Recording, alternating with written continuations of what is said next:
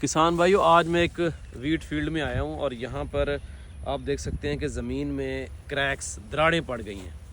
یہ دراڑیں کیوں پڑ گئی ہیں اور اس کا گندم پر کیا اثر ہے اور اس کا حل کیا ہے، آج ہم اس پر بات کریں گے۔ بیسیکلی یہ زمین کی کئی اقسام ہے، جس میں ریتلی ہے، جس میں ہمارے پاس میرا ہے، چکنی ہے۔ یہ جو زمین ہے یہ چکنی مٹی ہے، کلیو ہے۔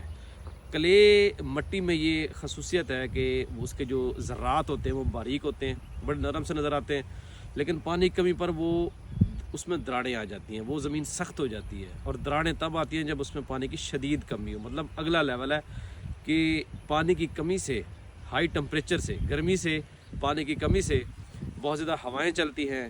چونکہ یہ بیسیکلی کیا ہے، یہ جو گندم، یہ جو حالت ہے زمین کی، یہ گندم کے لیے ٹھیک نہیں ہے۔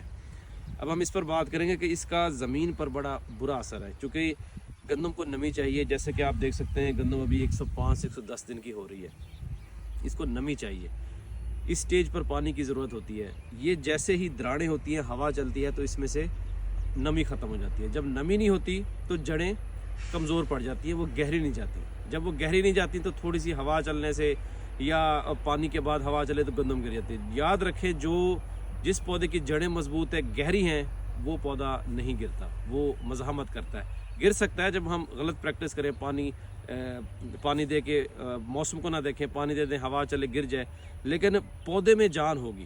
جیسے ہم انسان ہیں، ہمیں بیماریاں آتی ہیں، لیکن جو صحت مند انسان ہوتا ہے وہ برداشت کر جاتا ہے۔ اسی طرح ٹھیک کہ یہ اس سٹیج پر پانی کی کمی آ جانے سے گندم کی فصل کی پیداوار جو ہے نا، ہماری گندم کی متاثر ہو سکتی ہے۔ اب ہم نے کیا کرنا ہے، ایک اس سٹیج پر پانی کو، اس گندم کو ہلکی آب پاشی کی ضرورت ہے۔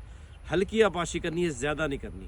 یہ سوچ کے کہ یہ دراڑیں پڑ گئی ہیں تو پتہ نہیں کیا ہوگا، زیادہ دیتے ہیں، وہ الٹا نقصان ہے۔ چونکہ وہ کیا کرے گی، واٹر لاگنگ، یا جس کو ہم سیم کہتے ہیں، وہ سچویشن بن جائے گی۔ پانی کھڑا رہے گا، پانی نیچے نہیں جائے گا، چونکہ نیچے کی سپیسز فل ہو جاتی ہیں، اس مٹی میں خصوصیت ہے۔ نیچے نہیں جائے گا، پانی کھڑا رہے گا، جڑوں میں کھڑا رہے گا۔ جڑوں میں زیادہ دیر پانی کھڑا رہنے سے آپ کی جڑیں میں آکسیجن کی کمی ہو جائے گی اور جڑیں گلنا شروع ہو جائیں گی۔ لہٰذا آپ نے پتلی آب پاشی کرنی ہے اور کوشش کریں اب اس زمین کو ہم نے ٹھیک بھی کرنا ہے کہ کٹائی کے بعد ہم نے اس میں آرگینک میٹر، مطلب ہم نے گلا سڑا گوبر ڈالنا ہے، جپسم ڈالیں، تاکہ یہ زمین کی جو ساخت ہے، بھربھرا پن ہے، وہ بہتر ہو۔ یہ اس کی جو سوراخ ہیں وہ بند ہو جائیں۔ زمین کے پارٹیکل جتنے دور ہوں گے اتنے دراڑیں پڑیں گی، جتنا وہ قریب ہوں گے، آپس میں ملے ہوں گے، اتنا ہی وہ زمین کی جو ہے نا وہ ساخت کو بہتر کریں گے۔ پودا ہمیشہ بھربھری مٹی سے، وہ جس کو ہم کہتے ہیں کہ ویل ڈرینڈ، پلورائزڈ بھربھری مٹی، اس میں سے اپنی خوراک جو ہے نا جلدی سے لیتا ہے۔